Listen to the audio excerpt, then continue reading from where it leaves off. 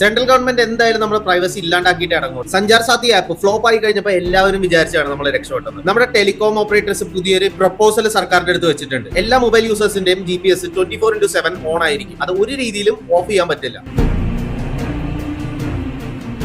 അതായത് നിങ്ങൾ എവിടെയൊക്കെ പോകുന്നു, ആരെയൊക്കെ കാണുന്നു, ഇതെല്ലാം ഇനി സർക്കാരിന്റെ നിരീക്ഷണത്തിലായിരിക്കും. നിങ്ങളുടെ പ്രൈവസി ഇല്ലാണ്ടാവുകയാണ്. ഇതിൽ ഏറ്റവും വലിയൊരു കാര്യം എന്ന് പറഞ്ഞാൽ ലോകത്ത് ഡെമോക്രസി ഉള്ള ഒരു രാജ്യത്തും ഇതുപോലത്തെ ഒരു നിയമം കൊണ്ടുവന്നിട്ടില്ല. സാംസങ്, ആപ്പിൾ പോലെയുള്ള കമ്പനികൾ ഇത് എതിർത്തോണ്ട് പറഞ്ഞൊരു കാര്യം, ഞങ്ങൾ മാപ്സ് യൂസ് ചെയ്യാൻ മാത്രമേ GPS അലൗ ചെയ്യാറുള്ളൂ. ഇങ്ങനെ ഒരു കാര്യം വന്നു കഴിഞ്ഞാൽ ഉറപ്പായിട്ടും ഞങ്ങളുടെ കസ്റ്റമേഴ്സിന്റെ പ്രൈവസിനെയാണ് ബാധിക്കുന്നത്. അതുകൊണ്ട് ഈ നിയമം കൊണ്ടുവന്നു കഴിഞ്ഞാൽ ഉറപ്പായിട്ടും അത് ടെക്നോളജിയുടെ മിസ്യൂസ് ആയിരിക്കും. ഇതിൽ പലർക്കും തർക്കം ഉണ്ടാവും. ഗൂഗിളിന്റെ അടുത്തൊക്കെ നമ്മുടെ ഈ ഡീറ്റെയിൽസും കാര്യങ്ങളൊക്കെ ഓൾറെഡി ഉള്ളതല്ലേ. പക്ഷെ അതുപോലെയല്ല ഒരു സിംഗിൾ പൊളിറ്റിക്കൽ പാർട്ടിയുടെ അടുത്ത് രാജ്യത്തുള്ള ആൾക്കാരുടെ ഡീറ്റെയിൽസ് പോകുന്നത്.